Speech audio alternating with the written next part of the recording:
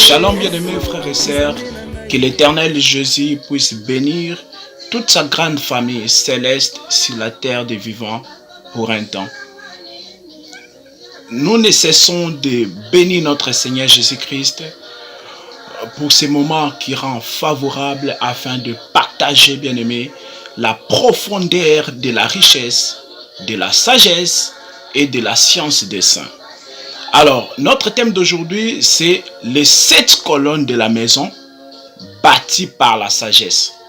Conformément qu'il est écrit dans Proverbes chapitre 9, verset 1, que la sagesse a bâti sa maison et elle a taillé ces 7 colonnes.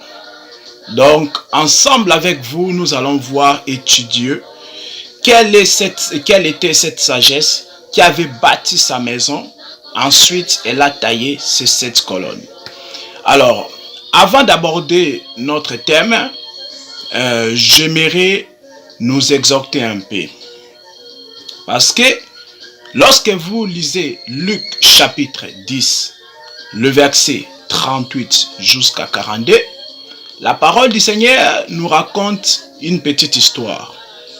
Que Jésus était en chemin et lorsqu'il va entrer dans un village, une femme nommée Marthe va recevoir Jésus-Christ dans sa maison. Et lorsque Marthe reçoit Jésus-Christ dans sa maison, bien-aimé, Marthe va s'occuper à divers soins domestiques. C'est ce qu'il est écrit. Mais il y avait la sœur de Marthe qui s'appelait Marie. Marie ne fait pas comme Marthe. Marie reste au pied de Jésus pour écouter la parole, bien-aimée. Donc, Marthe reçoit Jésus dans sa maison, mais elle va s'occuper à divers soins domestiques. Mais Marie reste au pied de Jésus pour écouter la parole. Et, quelque temps après, Marthe va dire quelque chose à Jésus. Seigneur, cela ne te dérange-t-il pas que Marie, ma sœur, vienne aussi m'aider? Dis à Marie de venir m'aider. Et Jésus va répondre à Marthe. Marthe, Marthe, tu t'agites et tu t'inquiètes de beaucoup de choses. Une seule chose est nécessaire. Marie a choisi la bonne part. Jésus répond à Marthe que tu t'agites et tu t'inquiètes de beaucoup de choses. Une seule chose est nécessaire. Marie a choisi la bonne part. Quelle était la bonne part que Marie avait choisie, bien-aimée? C'était de rester au pied du Seigneur, écouter la parole, écouter l'instruction, écouter l'enseignement, bien-aimé. Voyez-vous? Donc, cela en fait nous renvoie dans les livres de Colossiens chapitre 3. Qui nous dit que affectionnez-vous aux choses d'en haut où Christ est assis à la droite du Père. Voyez-vous cela, bien-aimé? Donc, Marie, c'est une femme qui s'affectionne aux choses d'en haut. C'est-à-dire, elle aime écouter la parole du Seigneur. Elle aime rester au pied du Seigneur pour écouter la parole. Mais, Marthe, sa sœur, c'est une femme qui s'affectionne aux choses terrestres, aux choses de la terre, bien-aimé. Donc, c'était pour vous exhorter, bien-aimés, à ne pas s'attacher aux choses de la terre, à ne pas s'affectionner aux choses de la terre, bien-aimés, mais plutôt à s'attacher, à s'affectionner aux choses d'en haut, bien-aimés. Donc, tu dois rejeter, bien-aimé, refuser les choses profanes. Tu dois refuser ce qui est profane, en rejetant les souillures du monde, bien-aimé. En rejetant l'adultère, en rejetant l'impudicité, en rejetant les calomnies, les médisances, bien-aimés. Parce que toi, tu es appelé à s'affectionner aux choses d'en haut, bien-aimé. Donc, un enfant de Dieu doit s'affectionner aux choses d'en haut. Un enfant de Dieu doit trouver son intérêt dans la parole du Seigneur, bien-aimé. Donc, tu dois être quelqu'un qui aime écouter la parole du Seigneur. Donc, c'était la petite exhortation en tout cas pour comprendre en fait la bonne part que Marie avait choisie et celle d'écouter la parole. Donc, que le Seigneur vous bénisse. Alors, revenons à notre thème. Notre thème d'aujourd'hui, c'est les 7 colonnes de la maison bâties par la sagesse. Alors, nous allons prendre l'écriture de Dieu dans Proverbes chapitre 9. Alors, je lis la parole du Seigneur. Proverbes chapitre 9, verset 1. La sagesse a bâti sa maison, elle a taillé ses 7 colonnes. Voyez-vous? Donc, Proverbes chapitre 9, verset 1 nous dit que la sagesse a bâti sa maison. Et elle a taillé ses 7 colonnes. Et nous allons voir quelle est cette sagesse bien-aimée.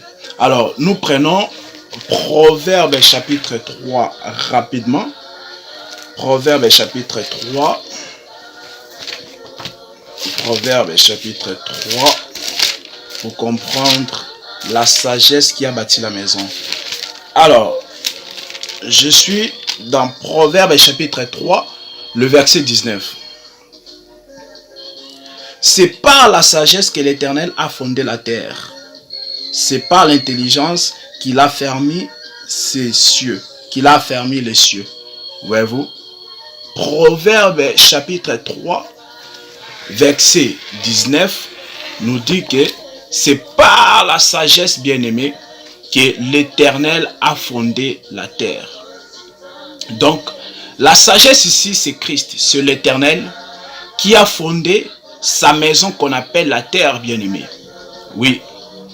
Et les 7 colonnes dont la sagesse a taillé ne sont rien d'autre que les 7 jours de la création bien-aimée. Parce que lorsque le Seigneur a créé le monde ou la terre, c'était en 7 jours bien-aimés. Voyez-vous ces choses? Voilà pourquoi les 7 jours de la création rendent témoignage de notre Seigneur Jésus-Christ. Du premier jusqu'au 7e bien-aimé. Ça parle simplement de son créateur qui est le Seigneur Jésus-Christ. Par exemple, le premier jour, la parole du Seigneur nous dit qu'il y a eu la création de la lumière. Or, 2 Corinthiens chapitre 4, le verset 6, nous dit que la lumière qui a brillé au sein des ténèbres pour faire resplendir la connaissance de la gloire de Dieu, c'est Christ bien-aimé. Jean chapitre 8, verset 12, Jésus-Christ a dit, « Je suis la lumière du monde. Celui qui me suit ne marchera pas dans les ténèbres, mais au contraire, il aura la lumière de la vie. » Voyez-vous? Donc, Jésus-Christ est l'œuvre du premier jour de la création. Dans le premier jour de la création, Dieu avait créé la lumière. Or, la lumière, selon 2 Corinthiens chapitre 4, verset 6, c'est bien Christ. Le deuxième jour, la parole du Seigneur nous dit, il y a eu création de l'étendue. Vous allez le lire dans Genèse chapitre 1. Il y a eu la création de l'étendue pour séparer, bien aimé, les eaux d'en haut et les eaux d'en bas. Voyez-vous, bien aimé? Donc, l'étendue a été fait le second jour pour séparer les eaux d'en haut et les eaux d'en bas. Or, l'étendue aussi, c'est bien notre Seigneur Jésus-Christ, bien aimé. Parce que le jour-là, la croix, nous voyons le brigand qui avait reçu la vie et le brigand qui reçoit la mort. Or, le brigand qui avait reçu la vie, c'est ça en fait, les eaux d'en haut bien aimés. Et les eaux d'en bas, c'est l'incrédule, le voleur qui n'avait pas reçu la vie. Et Jésus était au milieu pour montrer qu'en effet, c'est lui l'étendue du deuxième jour qui devait séparer les eaux d'en haut et les eaux d'en bas bien aimés.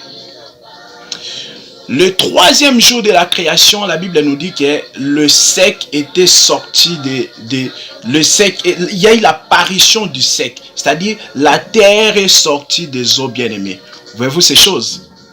Or, la terre qui sort des eaux, c'est ça la résurrection de Jésus-Christ. C'est-à-dire Christ est ressuscité d'entre les morts.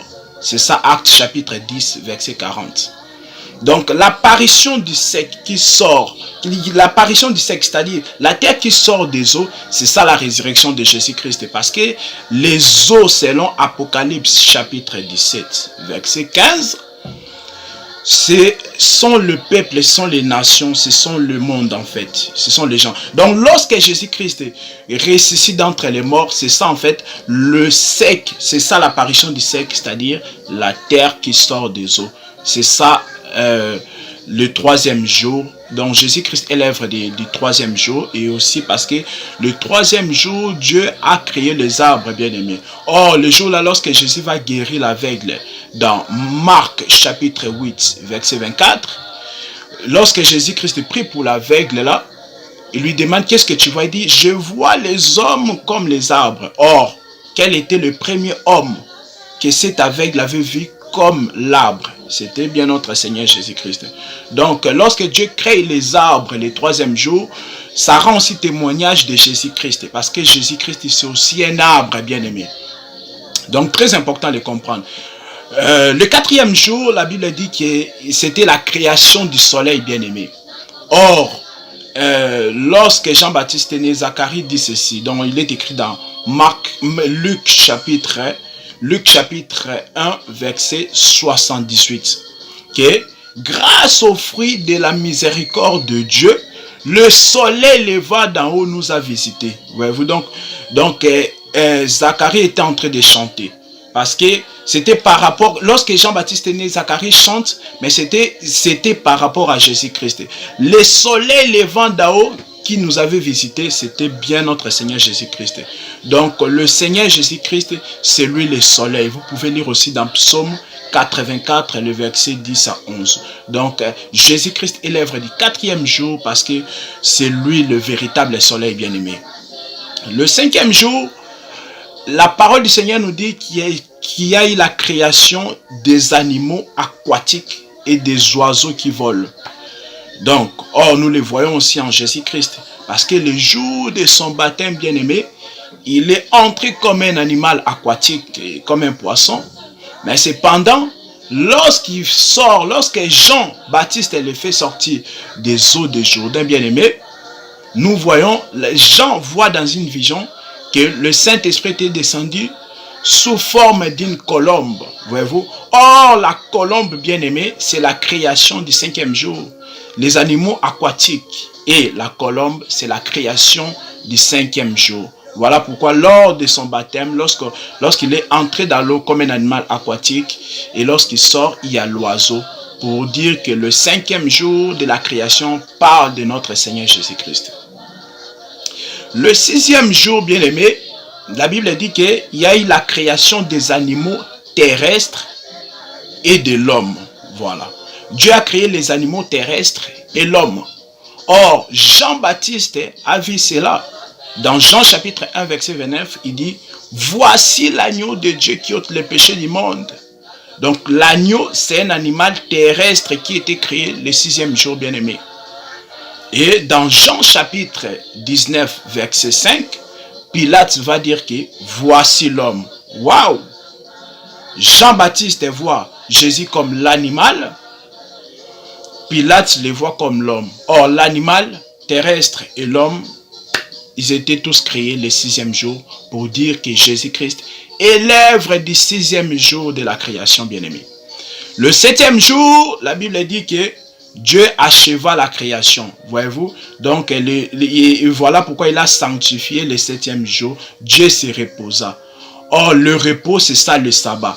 Le véritable repos aujourd'hui, c'est notre Seigneur Jésus-Christ.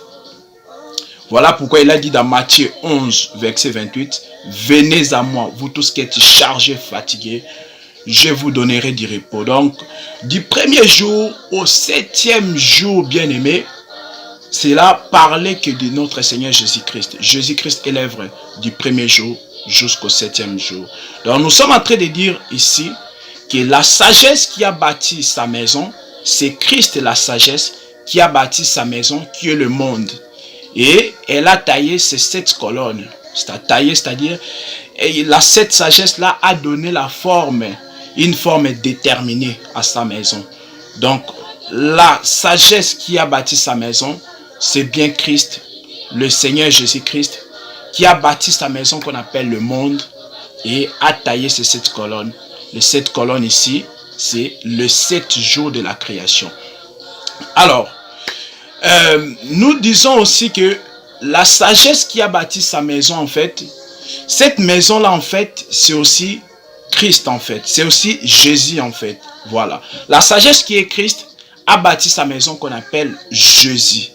Voilà. Parce que nous pouvons lire une écriture rapidement. Alors, nous pouvons lire une écriture rapidement. Nous pouvons prendre dans Jean chapitre 2. Jean chapitre 2, verset 21. Alors, Jean chapitre 2, verset 21.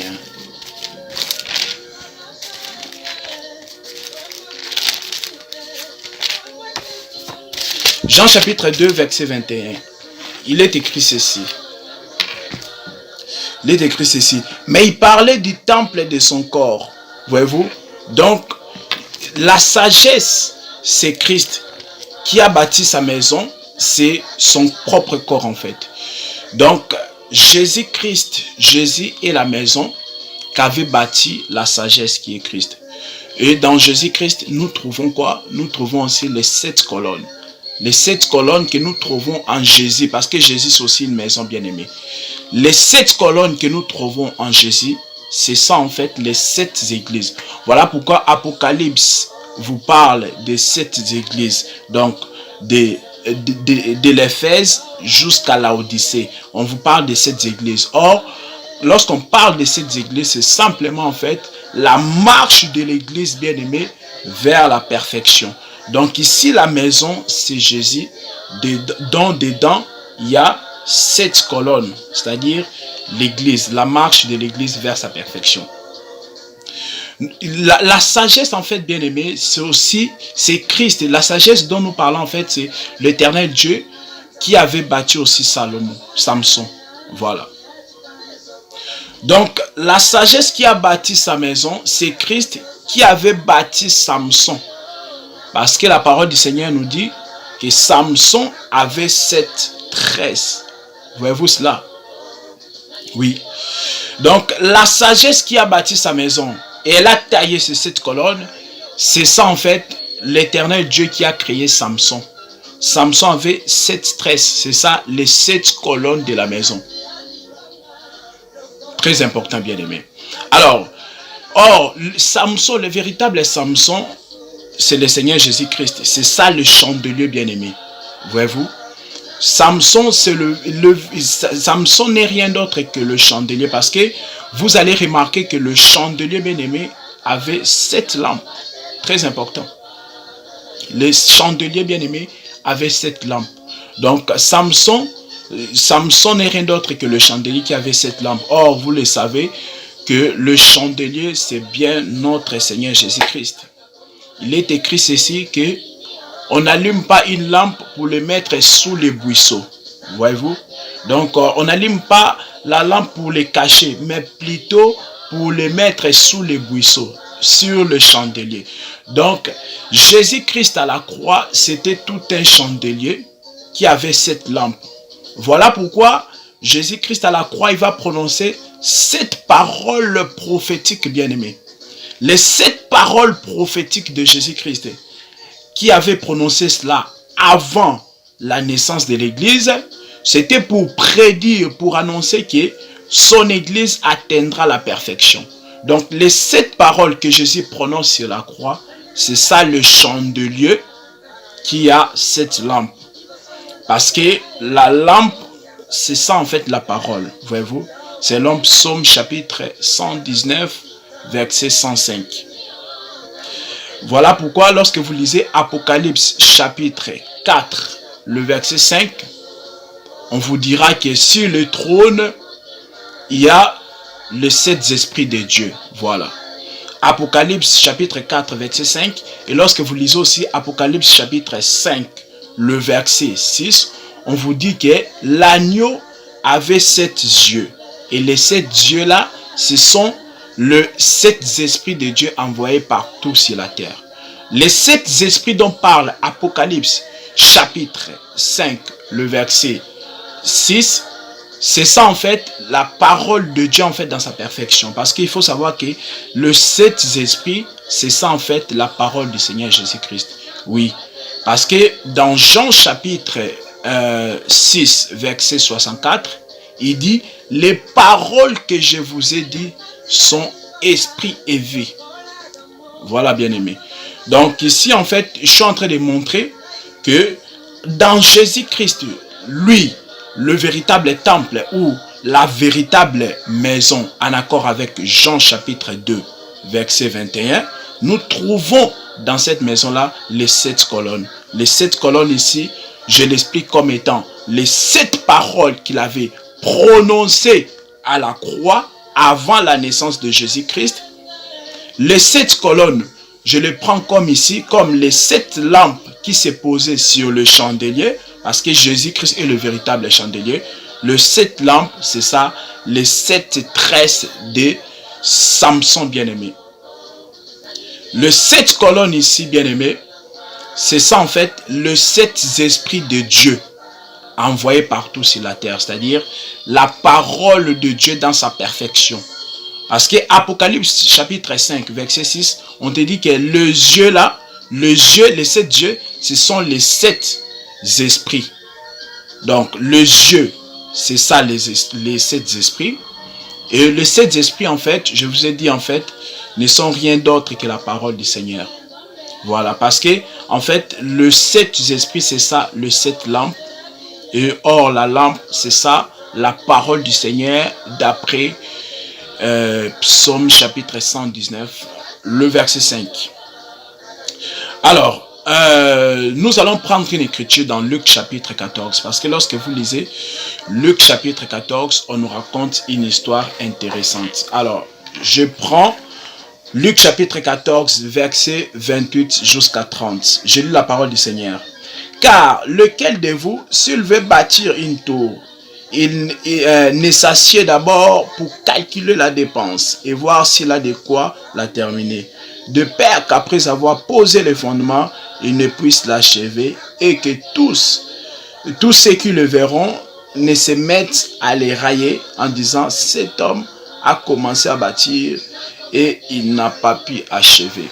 La parole du Seigneur nous dit que dans Luc chapitre 14, le verset 28 à 30, que si un homme veut bâtir une tour, une maison, il doit d'abord s'asseoir, calculer les dépenses afin de savoir s'il a la capacité en fait d'achever cette tour ou cette maison. Nous disons bien aimé que l'homme qui avait bâti la tour là, c'est notre Seigneur Jésus-Christ. Oui, c'est le Seigneur Jésus-Christ qui avait bâti la tour qu'on appelle l'église bien-aimée. Voilà. Donc ici en fait je prends la maison comme étant maintenant l'église. Parce que la sagesse qui a bâti la maison, ici je le prends comme étant l'église. La maison ici c'est l'église.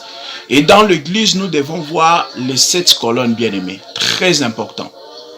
Luc chapitre 14 verset 28 à 30 nous dit que un homme doit d'abord s'asseoir, calculer les dépenses, afin que les gens ne puissent pas se moquer de lui en disant que voilà, il avait commencé mais il n'a pas achevé. Jésus-Christ est cet homme-là qui avait bien calculé avant de bâtir son église. Voilà pourquoi dans Matthieu chapitre 16, verset 18, il pouvait dire avec assurance que les portes du séjour des morts ne prévaudront point contre l'église. Pourquoi? Parce que tout simplement, parce qu'il avait bien calculé avant de commencer, bien aimé. Voilà. Les portes des séjours des morts ne prévaudront point contre l'église du Seigneur bien aimé. Parce que celui qui a bâti l'église avait bien calculé avant de le commencer. Voilà pourquoi Pierre, s'adressant aux Philippiens, Philippiens chapitre 1, verset 6, il dit, Dieu qui a commencé cette bonne œuvre en vous, la rendra parfaite pour le jour de son avènement. Donc le Seigneur Jésus-Christ est celui qui a bâti l'église. Il veille sur ça, bien-aimé. Voyez-vous?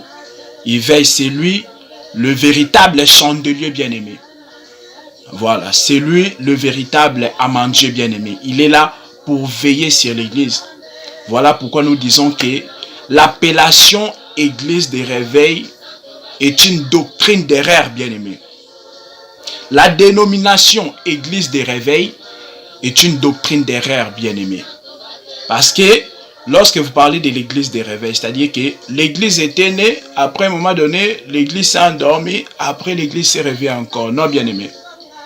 Depuis la naissance de l'église, c'est-à-dire à la croix, et l'église a été manifestée maintenant les jours de la Pentecôte. Depuis les jours-là, bien aimé, l'église n'a jamais connu de sommeil spirituel quelconque.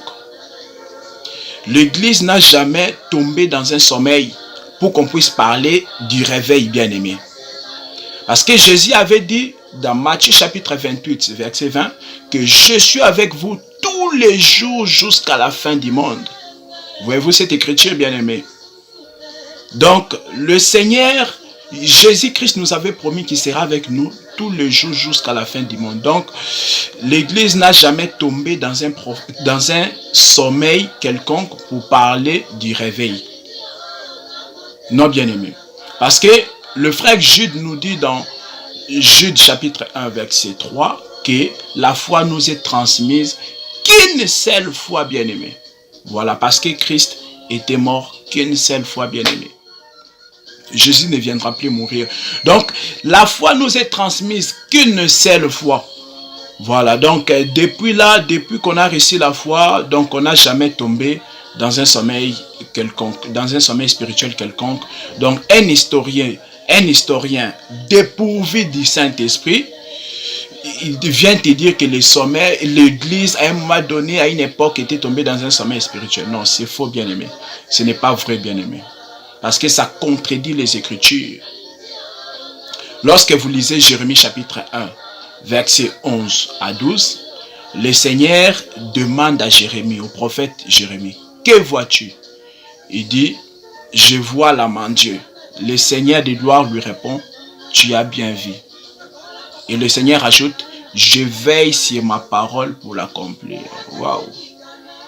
Jérémie le prophète voit la main de Dieu.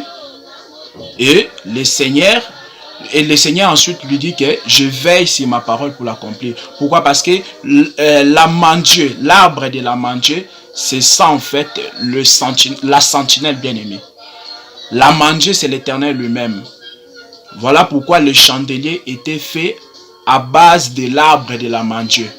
Pourquoi? Parce que le chandelier nous parle du sentinelle bien-aimé. Lorsque vous lisez Exode chapitre 27 verset 21, on vous dit que le chandelier devait brûler du soir au matin en présence de l'Éternel continuellement, bien aimé. Voilà, donc l'église n'a jamais tombé dans un sommeil spirituel parce que la main de Dieu qui est notre Seigneur, qui est la sentinelle, est là pour veiller, bien aimé. Le chandelier devait briller du soir jusqu'au matin, c'est-à-dire toute la nuit, bien aimé. Le soir, c'était à la croix. Nous sommes au temps de la nuit. Et le matin, la grâce retournera en Israël, bien aimé. Donc, pendant ce temps de la nuit ici, c'est-à-dire du soir au matin, le chandelier brillera continuellement en présence de l'Éternel, bien aimé. Donc, très important de comprendre. Alors, nous allons prendre une écriture encore dans 2 Pierre chapitre 1 verset 5. Lorsque vous prenez l'écriture de Dieu dans 2 Pierre chapitre 1 verset 5, on vous parle aussi de 7 choses bien-aimées. On vous parle bien-aimé de la foi, on vous parle de la vertu bien-aimée, on vous parle de la science, on vous parle, bien-aimé, de la tempérance. On vous parle de la patience, bien-aimé. On vous parle de l'amour, bien-aimé. Donc, 2 Pierre chapitre 1, verset 5 jusqu'à 7, on vous dit que faites tout pour joindre à votre foi la vertu, à la vertu la science, à la science la tempérance, à la tempérance la patience, à la patience la piété et à la piété l'amour. Donc on nous cite 7 choses dans 2 Pierre chapitre 1 versets 5 à 7. C'est-à-dire la foi, la vertu, la science, la tempérance, la patience, la piété et l'amour, bien-aimé.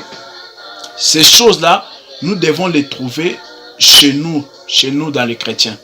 Donc, lorsque tu regardes un enfant de Dieu, nous devons trouver cela. Pourquoi? Parce que c'est ça aussi les 7 colonnes dont nous devons trouver dans un chrétien. La sagesse qui est notre Seigneur Jésus-Christ, d'après 1 Corinthiens chapitre 1, verset 30, a bâti sa maison qu'on appelle l'église bien-aimée et a taillé aussi ces 7 colonnes bien-aimées, dont je vous ai énuméré là dans 2 Pierre chapitre 1, verset 5 jusqu'à 7. Et voilà pourquoi, toujours dans 2 Pierre chapitre 1, maintenant le verset 11, la parole du Seigneur nous dit que si l'entrée dans le royaume éternel de notre Seigneur nous sera pleinement accordée si on trouve ces choses-là en nous, bien-aimés. Très important. Voilà pourquoi le ministère est là pour travailler. Le ministère est là pour aiguiser. Lorsqu'un ministre de Dieu parle, c'est soit pour aiguiser notre foi, soit pour aiguiser notre vertu, soit pour aiguiser notre science, soit pour aiguiser notre tempérance, soit pour aiguiser notre patience, soit pour aiguiser notre piété, soit notre amour. Donc, voilà pourquoi le ministère est là. Le ministère continue, bien-aimé, à travailler, bien-aimé. Donc, afin de tailler, en fait, les 7 colonnes-là. Les 7 colonnes dont parle 2 Pierre, chapitre 1, le verset 5 jusqu'à 7. Cependant, bien-aimé, dans l'aspect prophétique, nous expliquons ceci. Parce que lorsque vous lisez 2 Rois chapitre 5, on vous parle en fait de l'histoire de Naaman. Si vous lisez 2 Rois chapitre 5, bien-aimé, on vous parle de Naaman l'étranger. On dit que Naaman, pour être guéri, bien-aimé, devait plonger 7 fois dans le Jourdain.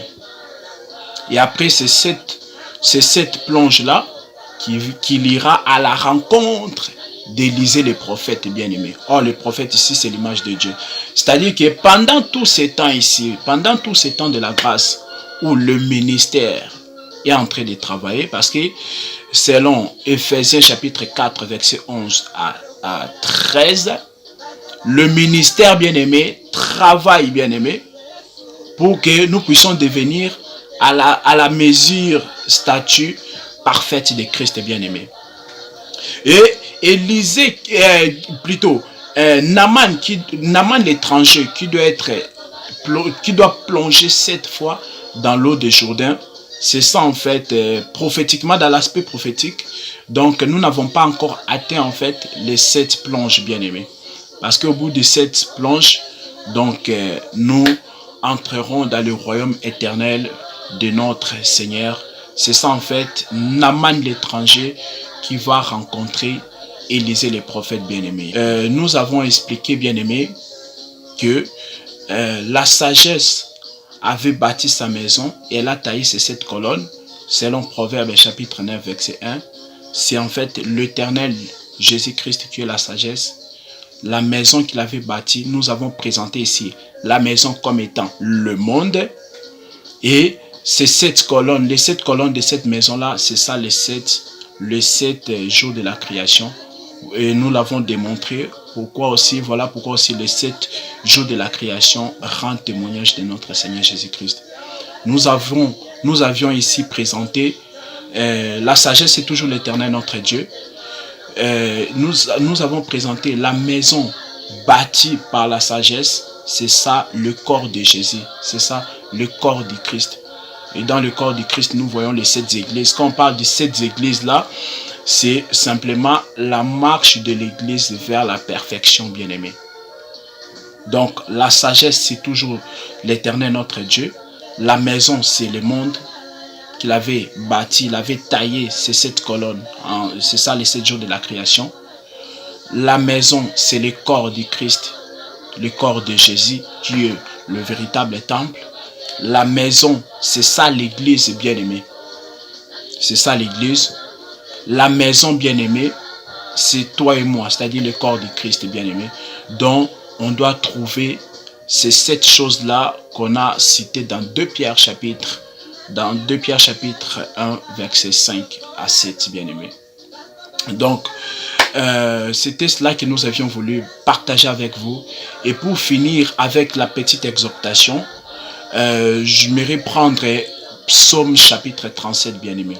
Lorsque vous lisez Psaume chapitre 37, verset 30, la parole du Seigneur nous dit que la bouche du sage, du juste, annonce la sagesse, bien-aimée. Psaume 37, verset 30, nous dit que la bouche du juste annonce la sagesse, bien-aimée. Donc, un juste, un saint, sa bouche doit annoncer la sagesse, bien-aimée. Ta bouche ne doit pas annoncer les calomnies, les médisances, bien-aimés. Non, bien-aimés. Parce que lorsque ta bouche annonce les calomnies, les médisances, c'est-à-dire tu appelles ton frère ou ta sœur au lieu de partager de la parole de Dieu, donc vous vous contentez à médire, bien-aimés, à calomnier, bien-aimés. Non, c'est pas ça ce que le psalmiste nous dit. Psaume chapitre 37, verset 30 nous dit que la bouche du juste annonce la sagesse. Or, la sagesse, comme on a vu dans Proverbe chapitre 9, le verset 1, que la sagesse bâtit. C'est-à-dire la sagesse construit. La sagesse ne détruit pas, bien-aimé. Donc, toi, lorsque tu annonces les médisances, tu annonces des calomnies, sache que tu es en train de diviser, bien-aimé. C'est-à-dire, tu sèmes la division parmi les frères. Donc, lorsque, au lieu d'appeler un frère pour lui faire part des choses dont tu lui reproches, toi, tu te contentes à les médire, bien-aimé.